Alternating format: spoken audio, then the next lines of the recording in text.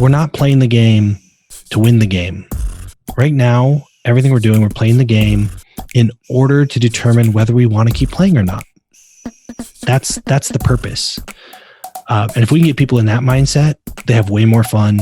A series of micro steps, they can pivot a whole bunch, and it's perfectly fine because we're not keeping score as much as trying to determine if this is a game we want to continue to play. Boom, boom, boom, boom, boom, boom. What's up, everybody? You're listening to the Hustle and Flowchart podcast with your boys, Matt Wolf and Joe Fear. Check it. Welcome back to the Hustle and Flowchart podcast. Ooh, I like Mr. Announcer voice. Yeah. You've been, the announcer voice I think is going to come in handy for our next venture. Our passion projects. Yeah. Maybe not a venture because we have no ambition to make money off of it. Don't call it a venture. No, we don't want to do it forever, but we probably do actually. I'm just talking about what our guest here has talked about. Yeah. Later. In the music space. So yeah, we'll see. We'll just leave it at that. We'll see if we'll see how that plays out. It's not because it is. Oh, it's happening. It's happening. So maybe we'll make that voice. You just can't announce her voice. All right, probably saying all that, probably not. So today, that's all to say that we have an interesting thinker here, and I feel like he's he's an extremely unique guy, entrepreneur specifically, but just human in the way that he thinks and how he approaches life. No, he's brilliant. I mean, this episode, from a business perspective, it's very rare these days, and I don't want to sound arrogant, but I feel like because we talk to so many people all the time about business, it's rare that I have like legit like holy shit aha moments where I'm like, okay, you just flipped my perspective today on something related to business. Like I get my perspective shifted at like outside of business, right? But business side of things, I feel like we've been on a pretty good path, and it's sort of hard to give me this like trigger of like, oh shit, that's amazing. I had that multiple times on this episode. Mm-hmm. Yeah. So Nic Peterson is the man we're talking about. And he's exactly what you just said. Like he flips your thinking. He has a whole different way of approaching scenarios and business, and hell of a background I had no clue about. And he gets into it, and it's and I even said it later on. I'm like, so you'll notice immediately he has a different kind of energy. Yeah. He doesn't come up with he's not a freaking Grant Cardone or something like that in your face yelling at you. Hell no. No, quite the opposite. Yeah, inverse that completely. But you'll see why, and you'll hear more towards the end actually, because I was like, man, this is, I just had to bring it up because I'm so freaking fascinated by like. Yeah, if you didn't, I was going to, so. Good, yeah. I'm like, there's something here and it needs to be addressed, and he said exactly what happened. Yeah. So it's really interesting. This guy, he basically calls himself I don't know even. Just read the bio. I can read it. It's pretty damn good. Yeah, I'm just going to read it word for word. We never do this. When mega successful people have an impossible problem they can't solve, they call Nic for help. Nic is a lifelong student, visionary, and entrepreneur. He also loves to take naps every day. Every day. We talked about that, by the way. He's had the privilege of being accused of having multiple overnight success. Accused. These aren't his words. Accused of having multiple overnight successes while giving off the appearance of barely trying and making it look easy. I love it. From starting and scaling multiple 7-figure businesses to now owning 7 different businesses and serving over 40 plus private clients. Bumpers is the secret. Bumpers is his new book. No, I'm not reading anymore. Yeah. Bumpers is his new book. And bumpersbook.com is where you can go get that book. Go get it. It's awesome. And there's some extra other stuff that follows too that you should also grab. Bumpers book, bumpers with an S.com. And I mean, really he has a whole framework. Nic talks about here about filters, and essentially, he was an ADD guy that turned into not an ADD guy, but he has strong filters. And I think that's something I took away from this whole thing. And it's something that I think everybody can kind of, as an entrepreneur, we're approached with so many opportunities. And this is a perfect opportunity to slow the hell down. Yeah. I think one of my big takeaways from this episode is his whole discussion that we had a whole discussion around defining what success means, right? Because there's so many entrepreneurs that are just like, I need to make more money. I need to make more money. We need to add this into our business because if we add this to our business, it's going to make us more money. And there's this constant drive to get more money. But if you kind of just define what success looks like to you, then yeah, you probably don't need nearly as much as you think you do. You probably don't need to work nearly as hard as you are right now to get to this, impossible goal because you haven't set a goal. Yeah. Right? So defining success and the whole discussion that ensues off of that, I think was a really, really sort of interesting conversation that got me thinking in a different way. Yeah. So overall, I think with this conversation with Nic, you're going to get inside a mind of someone who is not typically out there putting his mind on blast, I guess. I don't know. He's not opening it to the world. I mean, he has masterminds groups and obviously private clients.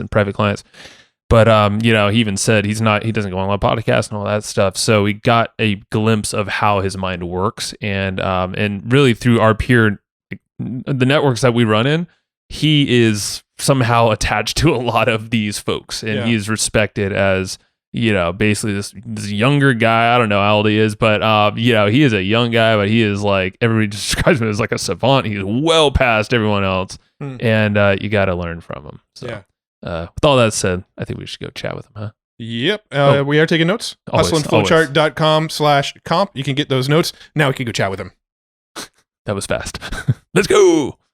Nic, we're recording now. How you doing, man? Doing all right. Yeah, we're doing a little pre-chat here, and man, there's a lot of crossover in our worlds that we're finding. That's what we're chatting about. And so Jeff Moore made the introduction, partner of yours, originally. And then it just seems like okay. And then we're working with all these folks, and your name's just been popping up a lot. So it's just finally one of these chances where you're like, all right, let's do this. Got to sit them down, record some talks. Yeah, and everybody we talk to speaks insanely highly of you too. We were talking to Jeff Spencer yesterday, and as soon as we got on the call, he made a comment about how any friend of Nic is a friend of mine. I'm like, well, Joe's talked to him once. He's like, that's good enough. If you know Nic, you're a friend of mine. Yeah, so. Jeff's a great human. Both Jeff Moore and Jeff Spencer, they're both partners. They're both brilliant, and they're world-class humans as just connectors, and they just care so much about the people in their world. It's fantastic. So man, I'm happy to hear that. And another shout out to Erin too, because File that made this happen as well. So she's cool, great human too. Lump her in there. So you, man, you've it's interesting because you've come up so much, but I don't think there's a lot on you out there publicly, and that's probably on purpose, I would assume. So I'm curious, honestly, hearing about you, because it's all, I know you do a lot of partnerships, so it seems like you're kind of tandem with a lot of folks. So let's take us back a little bit and how Nic happens. This whole thing. Yeah, it doesn't make any sense to me either. I learned a long time ago. I tell people this is probably one of the best consulting tools I have, especially for the type A people that need to understand every detail. Sometimes you just gotta, if it's good, you just let it happen. It doesn't have to make sense to you. Nope. And a lot of my life has been that way. I'll tell you without going way back, because it's like a little childhood was rough. I spent about 14 years of my life homeless, which is it's people go, oh, that's hardcore, but the reality is when you're living it, it doesn't feel hardcore. It's just what it is. And I got into college for test scores and athletics. I was really, really into athletics. That felt like that was my way out, right? And so I was going to play football in college, and I went to Eastern Washington University, and then I went to this place called DeFranco's. Joe DeFranco's. It's a training facility in New Jersey, and he takes the younger kids and turns them into pros. And I realized while I was there, I don't really want to play sports. I love the process, learning and just learning how to do these things.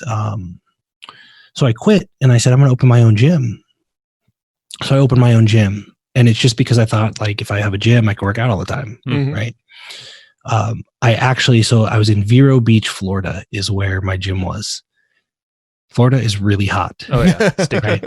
Yeah. And it was in a warehouse because it's like I could just barely afford a warehouse. Yeah. I slept in that warehouse for 3 years. I have some other germ friends that have done something similar, so Yeah. I can kind of relate through them. Yeah. Yeah, it's not people like get a job, like stop, but like when you're doing it, it's just not weird. It's just what you do. Mm-hmm.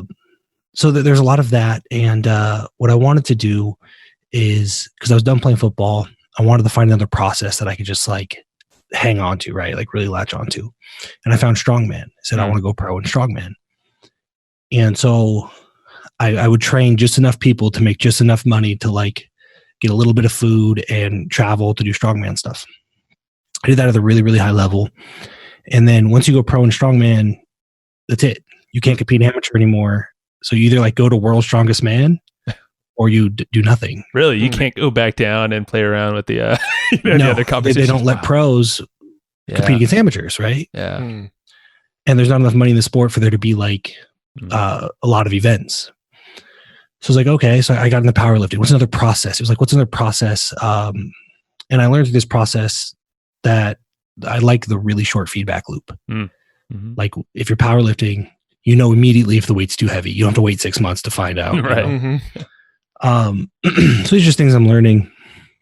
And through that process, I tore both my hamstrings. I tore both my pecs, tore my left hamstring a second time and my left adductor. And I said, I can't do this. I was like 25 and I was crippled. Like I couldn't walk like a normal person. I was in pain all the time, but I had this gym, and through the intensity in which I used to exercise, right, it actually attracted, interestingly enough, nasty, like dirty, gross gym. Never cleaned it. I just kind of used it as my own personal whatever. Yeah.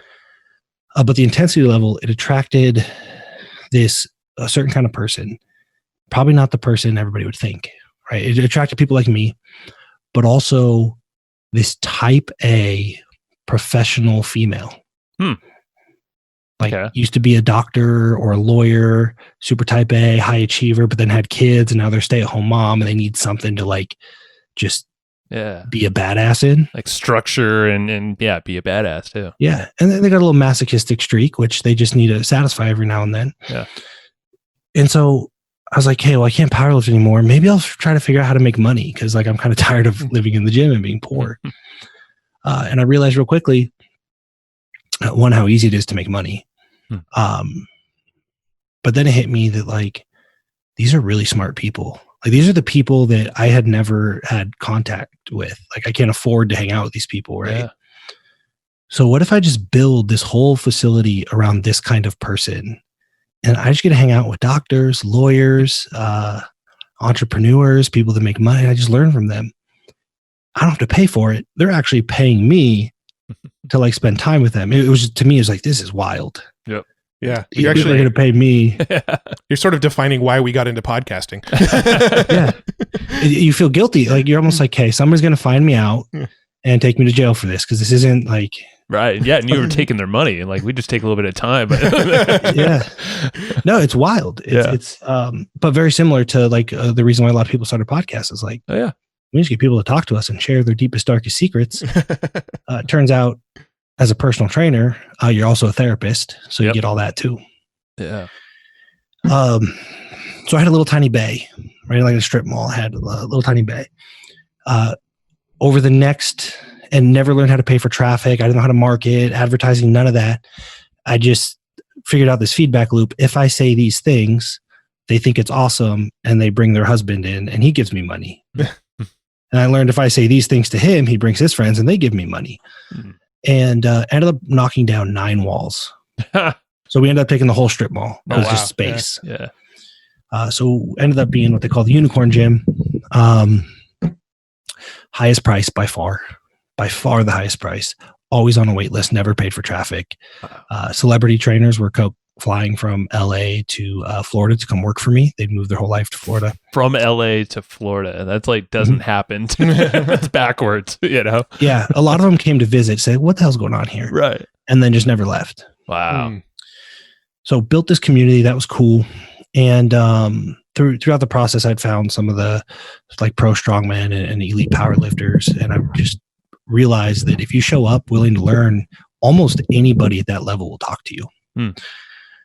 I was also fat. I was overweight. I was really strong. I said, I got to get this nutrition thing sorted out. I really want to figure out how to not be fat and die when I'm 30. And so I went down the same kind of journeys, like who's the best in the world, and sort of through all the internet stuff. And it's like everybody's saying the same thing. And found a guy in Arizona at Arizona State. We actually met a few years before that. And he was on track to get his PhD in metabolic chemistry when he was 23. Wow. And he said, I really think this whole nutrition thing is a joke. There's a way better way to do this. And I was like, cool, tell me what I need to do. I will follow all your instructions. So he's like, cool. Like everybody thinks I'm crazy. So if you'll follow my instructions, I'll just tell you what to do. So my body transformed significantly, and my lifestyle as well. Like I could go out and have ice cream and stuff like that. Yeah. And I just happened to have a gym full of people watching everything I did. And so they're like, this doesn't make any sense. What are you doing different? So I kept talking about, his name's Trevor. I said, Trevor this, Trevor that. And at some point, I think they thought I just made this person up. Right? It was like Nick's lost it. Yeah. Yeah. Like this imaginary Trevor. And so I reached out and I said, hey, to Trevor. And I said, will you come do a seminar? Will you teach these people what you're doing? He's like, yeah, whatever. As long as my travel's paid, I'll come do it. Mm-hmm. Came, did that. And as soon as he gave the seminar, everybody wanted it. Like whatever, again, the kid got his PhD when he was 23. He's brilliant. Yeah. And so he moved to Florida and we launched a nutrition company, which is now Trevor Cashy Nutrition. They do fantastic. So launched a nutrition company, and there's a handful of people that did really, really well, got results like I did, and another handful that didn't. So the next thing was, so I latch on to stuff. Like I really just, why are some people getting results and some aren't? And that led us down this path of cognitive behavior therapy. Because we communicate with some people one way and other people need to be communicated with, right? It's not about being technically correct. It could be. That's where most technicians fail, in my opinion. Mm-hmm. It's about saying the thing that will get the person to change their behavior in a way that's beneficial to them. Those are two different things. So we went really deep on cognitive behavior therapy, and everything I do now is built off of that. I am almost never technically correct. I don't care. I just, because of we talked about my partners and the people, they're technically correct. So I know what needs to get done. What I have to do now is figure out, how do I say this to you in a way that'll get you to actually modify your behavior? So that's where I learned that. Gym was doing well. Nutrition company was doing really well. I had no interest in exercise or nutrition. You're just interested in the mind, huh? And like, yeah, like I solve my problem selfishly. I solve my problem. I want to do the work. I want to codify this so I can help a whole bunch of people, but I don't really want to like sit here and do this. I don't care about exercise and food. I still exercise and I still eat a certain way, but that's selfish. Like I want to look and feel a certain way. Sure. And so then somebody, a good friend of mine said, hey, I'm going to shut my business down just because it wasn't profitable, got great results, but after chargebacks and travel and yada, yada, yada. And I said, cool, can I have it? Mm-hmm. He goes, what are you going to do with it? And I said, well, I'm not going to do what you did. This is what I'm going to do. And I just told him. And he said, how soon can you be to Albuquerque? Let's do this together. Wow. So, okay. So I sold the gym on the spot. I walked into my business partner and I said, here's the deal. I'll sell you the gym for this much. I'll keep half, but I'm not going to be here. So you're going to be pissed that you're paying me money and I'm not here. Or if you just want to sign this right now, you can just have it. Wow. But like, I got somewhere to be. Mm-hmm. And so I got rid of the gym, kept the nutrition company, moved to Albuquerque, and this new business. And I'm not going to name names because we're still good friends, and that partnership did not end well. $0 to $1.2 million a month in like the 4 months I was in Albuquerque. Oh, wow. And so it was like a lot, right? It went from like homeless in the gym to like all of this stuff that I don't understand. So that partnership fell through, mostly because I didn't want to. It was still fitness related. I want to be in fitness. So I spent I still didn't know anything about advertising or marketing, but I'd seen all this success, or I've been part of this, right? Yeah. So I spent the next year in Nashville, and I joined a bunch of these high ticket masterminds because I'm thinking, like, if I did this without knowing anything about all this advertising stuff, I'm going to take over the world. Right. And I got into all these high ticket masterminds, and one, I realized nobody's doing what they actually say they're doing. And that's frustrating to me. And two, some of the most brilliant people, there's a fertility coach, for example, 100% success rate after IVF fails. Whoa. She's brilliant. But because what she doesn't fit in like a high ticket webinar model, the whole room is telling her how stupid she is. And every event I went to, there's a handful of these really brilliant people that just didn't fit in the, you just do a webinar and like, then you dig for pay and close them. Yeah. It's easy. Yeah. And I said they shouldn't, like, in my mind, I'm like, they shouldn't do that, but they have a gift and we don't want to rob them of that gift. And so I spent a year just thinking about how can I help these people, and do I really want to get into that? Because it's a lot. Mm-hmm. One of those people called me and said, "Hey, thinking about doing this offer." He's a doctor. My partner in Mastermind, he's a doctor. He's brilliant. He's like, and he can build systems and operations. Like, he just has, his brain just works in a way that mine doesn't. So think about doing this offer. Do you think there's a need for it? And I said, yeah, there's a need for it for sure. And we decided to partner on it. And so as we were getting that off the ground, because systems and operations aren't super sexy, we said, hey, what can we do for like a cash flow infusion? I said, I've been kicking this around.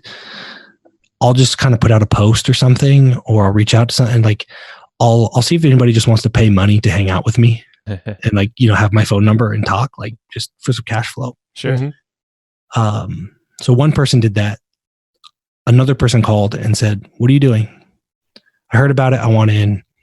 By the end of the second month, we had 33 people paying $3,000 a month. Just to like have my phone number and hang out. And what that has turned into is the thing that I partner with Jeff Moore on. Yeah. That's the network. The network. Yeah. The mastermind. Yeah. And what that is now is it's doing exactly what I was thinking about maybe doing. No two people do the same thing. So I don't have any two people in the same industry, same niche. And they all have unique abilities that don't fit into the standard, whatever the internet is teaching right now.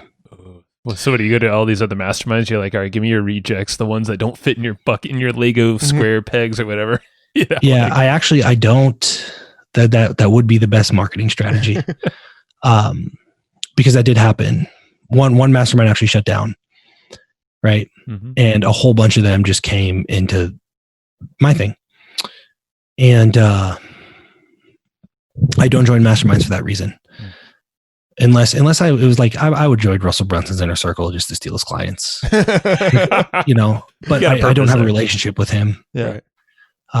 So there's been times where I said I'd love to go, but I'm going to tell you what is probably going to happen. It's not intentional, and I don't want us to have that kind of relationship where like there's a certain kind of your client that's going to be really attracted to what we do. I rather not, you know, participate and cause that friction. Yeah. So is the that ideal would be client the best marketing though? Yeah. Is the ideal client someone that's like they're brilliant in one area, but they just can't grasp the marketing side of things? Is that kind of who you or get the support maybe that they're looking for? Yeah. There's a book written by a PhD for other PhDs. So I used to recommend it. Nobody ever reads it. It's called The Fusion of Innovations. And the simplest way to explain it, and this is really important for service providers, people make decisions when they have certainty. So you give them information and they feel certain, and then they take an action. If we're uncertain, we'll take certain misery over uncertainty. Right? Like we will choose to be miserable because the devil we know versus the devil we don't know. Mhm. Familiarity. Yep. And so now the mistake is with people like the people we're talking about, these really gifted people, when they say something, they think they're giving, you have your gap. There's a gap of uncertainty. This is how much uncertainty somebody has. Mhm. The goal is to give them information to close the gap of uncertainty, right? What they consider information is actually innovation to like a regular human. It increases uncertainty. Mm. Yeah. So the biggest problem is they think they're saying something that's helpful. It's actually incredibly confusing. And that's most of the problem. Most of their problem comes from, again, they say, well, I told them that. Yeah, but they don't know what you're saying because you've been doing this for 30 years and you have a PhD, you have like 5 PhDs and like, They just kind of take for granted that the things that are normal in their world aren't normal in everybody else's world. Yep. Yeah, it's I call it a base knowledge disconnect. So even when we think we're speaking to like the base knowledge, we're actually speaking to the base knowledge of people like us, which is not the buyers, right? People like us don't really buy from us because they have the same skill set as us. So that's the biggest, it happened, right? Academics are trained to speak in a way that impresses other academics. Personal trainers speak in a way to impress other personal trainers. And like, none of that is particularly good for sales. Yeah. It's like us as marketers talking about, CPMs and CPAs and KPIs and all the various acronyms that we make up. Somebody that, works at the coffee shop, it overhears us, has no clue what we're talking about. But, among our peers, it's pretty common knowledge. Yep. And just recognizing that. And the longer, the deeper to do research, you develop a paradigm. You have to. Right? Because if everything is an option, you can't go deep. So you develop this paradigm, and even when you simplify things as much as you possibly can, you still have kind of these blinders, and you're working in this paradigm. Unless somebody else has also done deep research in that field, they don't have the same paradigm. So that's usually the issue. I have 2 kinds of ideal clients. One is like a Dr. Jeff Spencer. All you have to do is get him in front of people and it's game over. Like it's not. So his qualities, like specifically, would they be like, okay, high achiever, he's obviously proven himself through and through. And, so you're spotting success. I'm imagining like you seem to have like a really fucking good filter on what you don't, at least maybe the gap that you can solve. Cause you have a purpose, but it seems like you're always on the hunt for the right people and the right things. But you have a hell of a filter, it sounds like, for all this. The filter is, and it's my own paradigm. It's certainly faulty in some ways, but the filter is, it depends. If I say, hey, what should I do? What should I do about getting better sleep? And they're like, wear blue blockers. Like you have an answer that quick without any context, any diagnostic or any compiling of information. That's a big red flag to me. Everybody I know in my world that I lean on would say, well, it depends. Right? Oh, there's a diagnostic process. There's some kind of compiling and analyzing information before we strategize and execute. Right. Yeah. So that's my main filter. Anybody that is certain of something without context. Nope. Yeah. And it's almost like maybe certainty across the board. Would you say that it seems like things just change? I mean, faster than ever. We just actually chatted with Steven Kotler. So, I mean, like things are changing all the freaking time, super fast, So what would you say just with certainty in general? Like, is there certainty? Yeah. Like in anything? Yeah. I mean, that's the project that I'm most excited about. Skipping ahead to that, but the only reason is because it is actually an app, and it is called the Certainty app. Is that with it almost sounds like you teed him up for that. I know, I like it. Yeah, tell me more. I had no clue. I'm curious now. Yeah, Certainty. The concept is for business owners or anybody, we acquire money, right?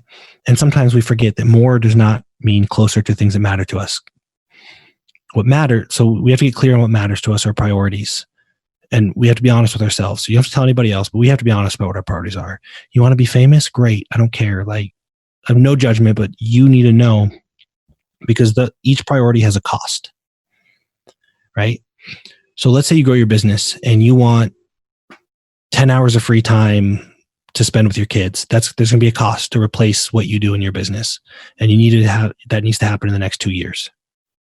And let's say you got to pay off your mortgage because it's stressful and you want to buy another house, and that has to happen in 5 years. And you never want your wife to work again, and that needs to happen in 3 years. And that's $70,000 a year, right? Mm-hmm. Now we have your priorities. We rank order them and put a cost in a timeline. Now, all that matters in my mind, from a business perspective, is every move we make in our business gets us closer to funding those priorities. Mm-hmm.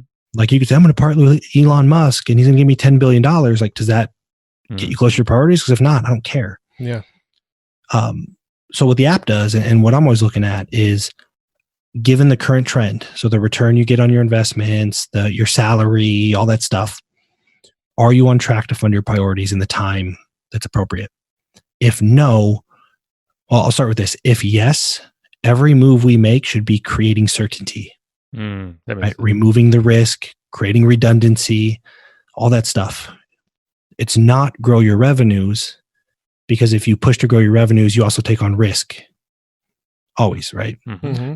So if you're not on track to fund your priorities, then you do have to take on that risk in order to get on track. And then once you're on track, we remove the uncertainty and the risk and the volatility. So it's certainty that you get to the things that matter to you. Mm-hmm. And so it's a huge frame shift for the way most people think. Yeah. Mm-hmm. But it ties into your bank accounts, ties into all of your businesses, everything. And it just says, hey, if I make this move, am I getting closer to the things that matter with more certainty? Yeah. Well, I think this kind of ties into when we asked you before we hit record, what sort of lights you up right now. And it was the topic of like defining success. Like, what does success actually look like? So I think that's probably a good transition into that piece of the conversation. So, let's start with, why is that something that's so on your mind right now? A few reasons. The first being, as just there's some things like once you know or once you see, you can't unsee it. Mm-hmm. So in a position where I do have clients and partners, and I have a responsibility to consult or guide or implement. It's really hard to do that knowing what I know now about priorities. It's really hard when you say, hey, should I, I'm thinking about like pulling an all-nighter and building a webinar. Should I do that? If I don't know what your priorities are, I have no idea. Mm-hmm. If your priority is to have a webinar, sure. But I need to know in order to consult. Like, it's kind of like this, it's not skin in the game when consulting, but it's like soul in the game is what, whatever book that is. I need to know that we're actually getting closer to things that matter, or I can't with confidence say, yes, you should do that. So on one end, it makes consulting a lot easier. On the other end, personally, like for myself, I want to make sure everything I'm doing is getting me closer to things that matter. Mm-hmm. I have walked away from, I've been to the point where I've walked away from an outrageous amount of money because I was miserable. Mm-hmm. And that just kind of like this thing is clicked where it's like, there's got to be a point other than just having money, right? It represents something. So for me personally, I want to make sure everything I'm doing is getting me closer to things that matter. And if I'm responsible for anybody else's stuff, I want to make sure we're getting closer to things that matter. Oh yeah. So if you can't, if we haven't defined success, then like, how do I make more money? Like, there are hundreds of thousands of ways to make more money. Mm-hmm. But if we know your priorities, if we know your unique disposition, we know your personality, we know what matters to you, that's going to eliminate like 95% of them. And now we can actually get something done because we have like 4 or 5 options instead of hundreds of thousands. Yeah. So I know you have frameworks for everything, like you were saying too. So for people struggling with maybe their priorities in general, like they just don't know, or they think they know, but their priorities are probably swollen too much where they're not really a priority. It's just a bucket of things that they still like to do. Like, how do you help them find those priorities? So first thing is sometimes we don't. It's really hard to define what we want. I think we have to because we're aiming creatures. Like we need something to aim at. So I wrote my book Bumpers as the foundation, which is like avoid bad things first, right? Learn to appreciate when bad things don't happen. So maybe you don't know, like you're about to have a kid and you want to be the best father ever and you don't know what that looks like. Can we identify the things that you never want to do as a father and just start there? The inverse, basically, of the thing that you think you want, but you might not know how to get there. Yeah. Yeah. Okay. It's because people say, hey, I want to get in shape. And they're like trying all this really advanced stuff and whatever. But then they go out and they binge eat and drink all weekend. And like, if you just didn't do that, that'd be a pretty big step forward. Yeah. Right. So I always start there. Like, what are the things we know we don't want? What are the non-negotiables? Like, I will never, for example, I will never waste time trying to prove that I'm right. You know how much time in my life it is saved when I'm realize I'm about to get an argument to be right. I go, whatever. You can be right. Just go do it over there. Yeah. It's a good one. That's one that I probably should work on. It's just it helps you kind of figure out what you do want, you know? And the other thing is like, I won't start something I'm not willing to do forever. How do you run that through a lens? Like, what's your lens for that? Like, what's forever, I guess? Obviously it's forever, but you can fudge it too. Like I fudge all my own rules, but there are some things where I can't even convince myself. Like I can't even fudge it. And then I know. So it's like, hey, you want to like build a business where you got to take a bunch of sales calls? I don't want to do that forever. So I'm not even going to start. Got it. Yeah. Because anything, I'll use diet. Everybody relates to nutrition stuff. Let's say, hey, we should try being vegetarian for like 90 days, right? You think, am I willing? It's not, am I going to do it forever? Am I willing to do it forever? No. Which means it's possible that any benefits that come from it are short-lived anyway. Yeah. That's 100% true. Like, it's funny because you look at the diets, almost all of them are like, hey, this 90-day thing or this whatever, this cleanse. And I'm sure there's benefits, but probably over time, it's really habits, right? Like, you want consistency through success. Like, would you say are you looking for that more than anything? Sounds like for the projects that you're on. Yeah. Yep. Let's get as close to we can. Like, we're talking about nutrition and like, let's get as close as we can with stuff we'll actually do forever so that we know that we can actually maintain the results forever. There's achievability, which is what everybody's shooting for, and there's maintainability. Those are two different things. If I can make a relative improvement in a sustainable way, time is on my side. If you're going to go vegan for 90 days, you're a ticking time bomb. Time is not on your side. Every day, right, you're one day closer to ballooning back up and having a meltdown. Right. So I try to rig it, assuming I'm going to be around for a while, so that time is my friend. Which means if I can't even convince myself, I think I might do this forever, I just won't do it.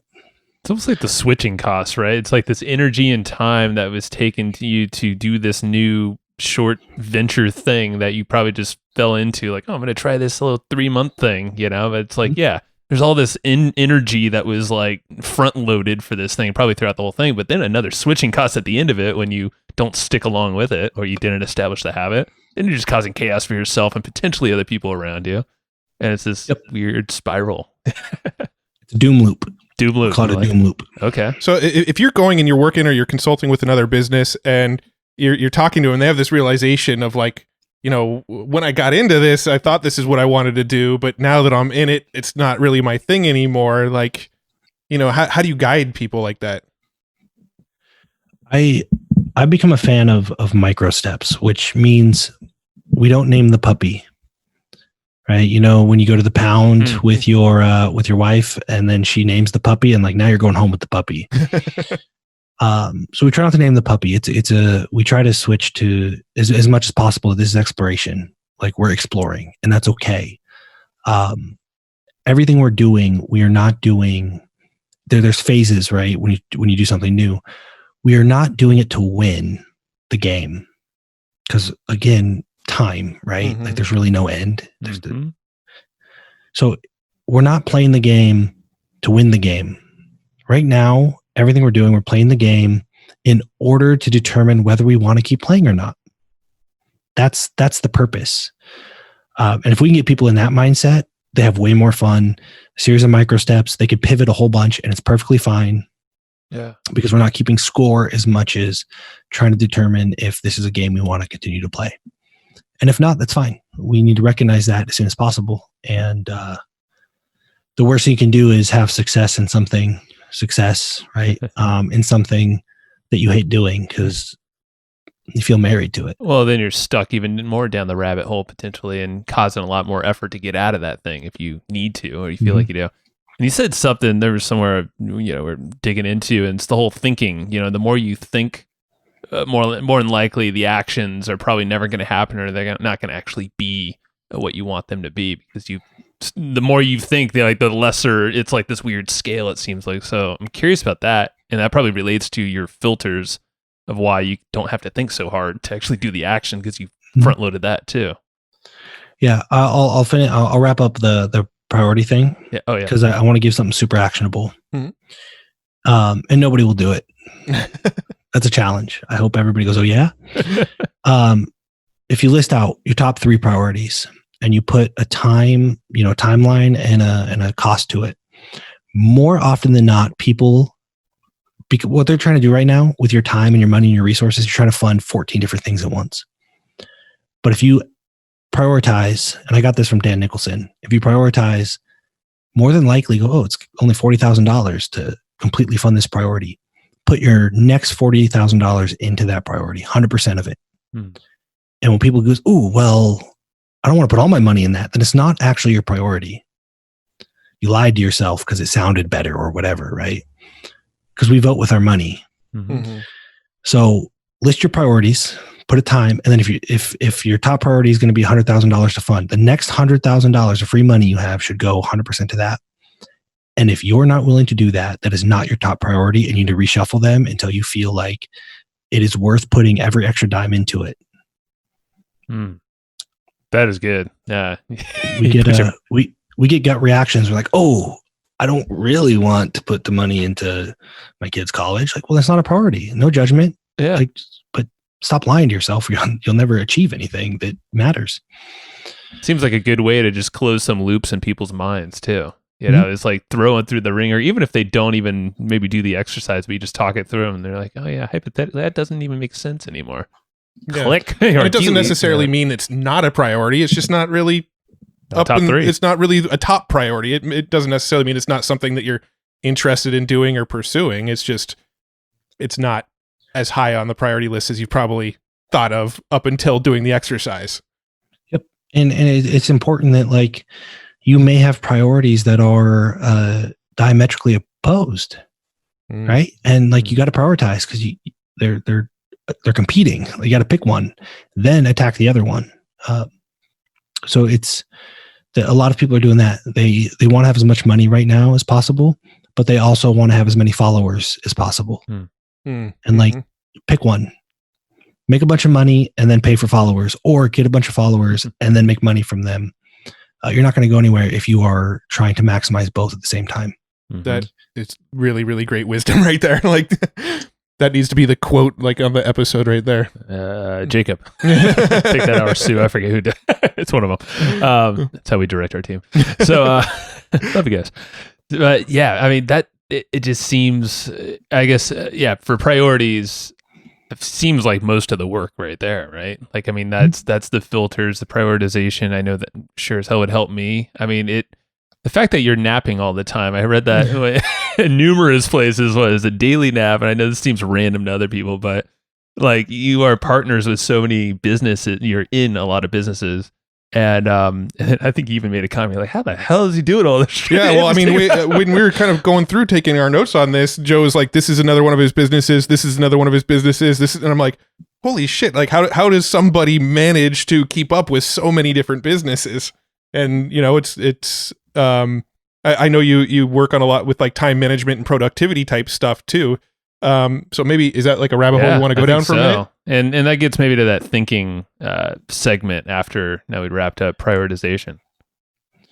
Yep. I have a gift or a curse, whichever it is. I don't have, I have them mentally. So lines, right? So you think like this clean line between this business and this business, or this relationship and this, I see them mentally and they're on paper, but I operate as if no lines exist.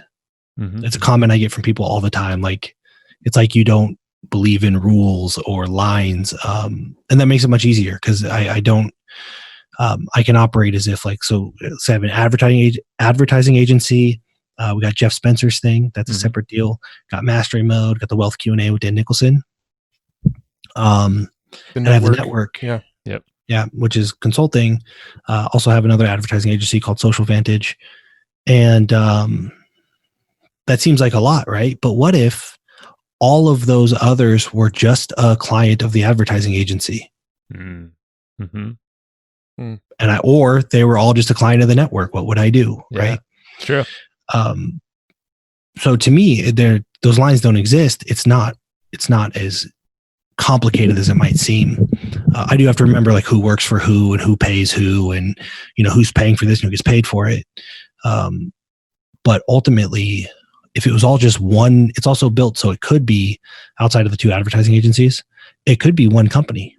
Yeah, that's a good point. And it sounds like, there's somehow, maybe not the agencies kind of connected in some way and they feed each other, or there's overlapping components. Mm-hmm. That's similar to what we've kind of built with our own business on back of this podcast, with just all the different pieces of the platform, I guess we would call it, is connected to this kind of end goal that we have, and multiple businesses too. So I guess that makes sense. There's the blurred lines. There's just no lines, really. Yeah. So go ahead. Did you have something there? No, I said that's just the there's also there's a whole lot of a lot of clients, a lot of people are like, how'd you like, I didn't know you could do that. I mean, neither, but I just tried. Mm-hmm. So I have zero loss aversion, not worried about failing. I just want to try everything. And so that helps. Have you always had that feeling like that? Because you just seem like this whole time, and I knew this going into it, like you have a very different energy than most entrepreneurs would have, I feel like. Very, very calm, very sort of relaxed cadence to your speaking and everything. Yeah. Yeah. But and at the same time, you're thinking as well, like this whole story. And I'm super curious, like, obviously, was a lot of that the upbringing, 14 years homeless, kind of seeing from a different perspective, maybe? I think I've always, I have a brilliant doctor. She's like, she'll like get on like she'd probably hop on the Zoom and be like, I bet your ears itch, don't they? Like, how'd you know? And she's like, you got gut problems. Like she's like a savant. Yeah. And she said something about, in your blood work, the chemical levels, like your brain processes things in a very different way than anybody I've ever seen. That's probably always been the case. It wasn't until my PhD friend Trevor, mm-hmm. when we launched a nutrition company, he came and we lived together, we carpooled together, we shared an office together. And it wasn't until I had him in somebody who has a ton of processing power, like cognitive horsepower through the roof, would sit there and start pointing out things about my mannerisms, things about, like what we call a intention intervention gap, where you say mm-hmm. this one thing, but your actions don't line up. And we just kind of sat around and just like pointed it out to each other. It wasn't really until I had kind of a framework to think through problems and communicate them. Before that, I was super ADD, like just always had to be doing something. And it wasn't until like somebody was sitting there pointing out like, hey, you said this, but you're doing this. And did you know that like he said, all your employees are terrified of you? I was like, why? Because I'm a pretty nice guy. Like you walk around and you're quiet and you have a resting bitch face. And like, I never noticed that before. And again, the tight feedback loop. Yeah. Yeah. And so I just made micro adjustments trying to get more aligned with, whether I had to change the perception of myself, I had to change my behaviors, so they kind of meet in the middle, that I was even able to like hold conversations for any amount of time. Mm-hmm. Before that, it was just like, I was all over the place. So we spent about 2.5 years living together, carpooling, all that stuff. And it really just gave me a level of self-awareness, because it was just like you cloned me and I was watching myself, giving myself feedback, Oh man, that's good. And so obviously, you have a trusted guy. He's brilliant. And it seemed like you had a good, obviously it's very easy to get an ego in the way when you're getting called out by your buddy. Somebody, even if you do trust them, it's like, God, that thing I said maybe, Jesus. Like, I'm not allowed to say a single word. That's interesting. Is it through like things like the Certainty app and your coaching? Like, is that how you kind of parlay that learning and into others? Like, if you see someone with ADD or that kind of, is it typically like a priorities thing? Like, would you distill it down to that? Yeah. So without getting too deep into this, because I actually just taught this at my last event, because it's a thing. Yeah. We strengthen our attention deficit. Most entrepreneurs could probably remember a time where they could just line shit up and knock it down, right? Like they're super motivated, and now all of a sudden they're not getting as much done. They're tired. They go through these phases, and what it is it's a combination of two things. One, they lost sight of their values. So now they're chasing something somebody else told them they're supposed to chase. It's just really not like whatever. Mm-hmm. So it's a priority thing. It's not clear how what they're doing is getting them closer to the priorities, and there's no feedback loop, which is what the Certainty app does. Is every step you take, oh look, I'm getting closer. Mm-hmm. And the other thing is there's 4 quadrants that we think about, and I learned this from Dan Nicholson, who got it from Randy Massengale. 4 quadrants. There's like high skill, high difficulty, high skill, low difficulty, low skill, high difficulty, low skill, low difficulty, right? Mm-hmm. Mm-hmm. And so for somebody like me, probably a lot of entrepreneurs, I need to be in high skill, high difficulty. It needs to require a lot of skill. It needs to stretch me. It needs to be difficult. And I will latch on and I will be hyper focused. Mm-hmm. Once it becomes easy for me, whether it's high difficulty or not, I want to open Facebook. It's not clear to me how this gets me closer to my priorities anyway, right? I want to open Facebook. And every time you do that, you strengthen your own attention deficit. Mm-hmm. And so what's happening is a lot of times we chase the easy work. Oh, it's going to be easy, right? And it's just boring. And we can't find it's really easy stuff. Like just this list of stuff that I could do in 10 minutes. Yep. And I'm not freaking doing it. So you're creating an attention deficit. You're strengthening it that whole time. Or this thing, like for me, writing copy was one of those things where I was just like, there's a tight feedback loop, send an email, and now all of a sudden I started the daily email. I was just, everybody loved it. I love doing it. And now like, God, I can't get myself to write an email. Mm-hmm. It's not challenging for me anymore. I definitely relate to that. Yeah, you do that. Yeah. And we have to recognize that and figure out. So what I've done now is I'm going to watch Dr. Jeff Spencer's stuff. Mm-hmm. I'm going to figure out how to turn that into like a super palatable email. There's the challenge.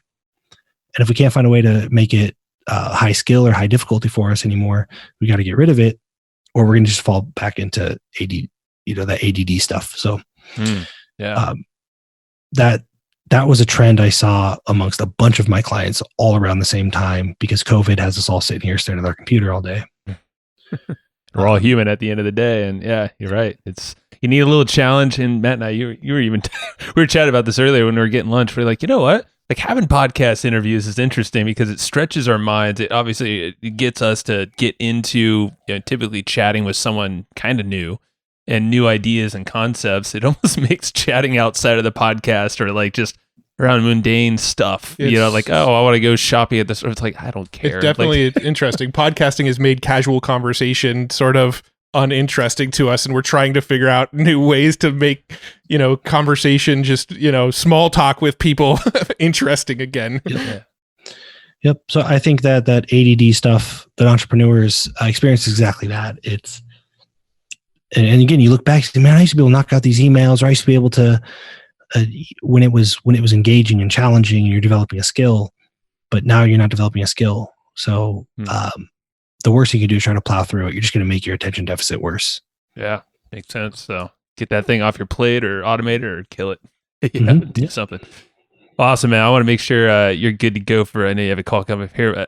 Bumpers is your book. So was that Amazon, or do you have a website for that as well? NicPetersonBook.com will take you to Amazon. Bumpersbook.com will take you through the funnel if you want to get upsold a bunch of stuff. Either one's fine. Same book. Buy the upsells. I'm sure they're good. You gotta go get them. The upsells actually, so I have Bumpers Accelerator, which is basically me walking through the learning stuff, all the stuff we just talked about. Yeah. But then that's the bump. The upsell is Jeff Spencer's Goal Achievement Roadmap. Aha. Got it. So you should go buy the bump. We just experienced the bump from the man himself yesterday, and it's absolutely amazing. So yeah, go get it. We experienced the upsell from him. Yeah. Yes, we did. Yeah, the upsell portion. Yeah. And he'll be on the show later. So thank you for that introduction, because he's a freaking machine. I mean, he's just an amazing guy. Very cool. Is there anywhere else you go ahead? Sorry.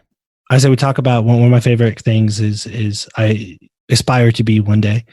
But we talk about the Titans next door, the people that you've never heard of. Yeah. But once you like hear from them, you're like, oh, yeah, this person is serious. And that's where Jeff Spencer falls. Is you don't know him unless you want to be like an Olympic athlete, or be the best in the world at a particular thing. Mm-hmm. Yeah. Well, we have him coming on the show, so people listening will get to know a little piece of him at least. Get a glimpse. Yeah. So Nic Peterson book or the bumper book, right? No Bumpers book. Yeah. Bumpers book. Is there anywhere else you'd want people to check out, or is that the best place to go after listening to this? Best place to go is probably Bumpers book, because then there's an opportunity on the daily email. Mm-hmm. But like you said, I'm not super easy to find. I'm easier now than I was maybe 6 months ago. Keep it low key. It's all good. Yeah. Hey, if fame isn't on the priority list, then why push it? There it is. Exactly. All right, Nick. Well, thanks for your time, man. I know it means a lot here. Yeah. Appreciate you guys. See you, buddy. Hey. Thank you for listening to that episode. This is Joe Fear. I'm sure you probably already knew that. And Matt is not here right now, but I'm pretty sure he enjoyed the episode just as much as you and I did, because, he went into the production of kind of making that thing right along with me. So thank you very much. And I want to give a quick shout out to our buddies over at Easy Webinar. These guys have been supporting us for a long time. And Casey Zeman is just a super good guy all around. He's actually been on the show before. He's the founder of Easy Webinar. So if you look up Casey Zeman on any podcast platform you're listening to, go check him out. Go check out his backstory, what he's all about. You can learn a lot about webinars as well. And right now, Easy Webinar, these guys are actually hooking you up with a great trial. It's a completely free trial to test out their software, soup to nuts, check it all out and see if it's a good fit for you. If you go to easywebinar.com/hustle, that's HUSTLE, if you didn't know how to spell hustle, there you go. So if you go to easywebinar.com/hustle, you can go grab a free trial. And Easy Webinar literally lives up to its name. It's super simple. I mean, super easy. And it does all the stuff that you're looking for in any kind of thing with webinars. I mean, they literally cover every single type of webinar you possibly can do. So from live to automated to scheduled at specific times and all these crazy features in between. Can't even list them all out. I'll be here way too long. They give you a ton of advanced analytics, what's working, what's not during your webinar based off all these actions. You'll see who attended, how long they stayed, if they clicked the offer or if they didn't. Basically, you're going to make more money and you're going to work less with this thing, and you're going to create better relationships with the folks that are listening, because it's a good experience. You want to give that good experience along with some great content, of course, and a killer offer if that's what you got for them. So go try it out yourself. Go check out easywebinar.com/hustle. That's easywebinar.com/hustle. Alrighty. So that is the end of this episode. Thank you so much for listening to this episode, enjoying it. Hopefully you did. I'm pretty sure you did if you lasted this long. And go check out Easy Webinar when you get the chance, and we will talk to you next time. Bye-bye. Thanks, everybody, for listening to this episode of the Hustle and Flowchart podcast. Before taking the time to listen, we want to give you something a little bit special. Every single episode that we do, we actually have somebody on our team take notes. We basically have a Cliff's Notes version of every episode where you can go and find all of the tips and tactics that they laid out, all of the resources that they laid out, all the good stuff from this episode. We actually have a nice simple notes version that you can find on our website. So go to evergreenprofits.com, find this episode that you just listened to, and give us your email address and we'll send you the notes. Thanks for listening.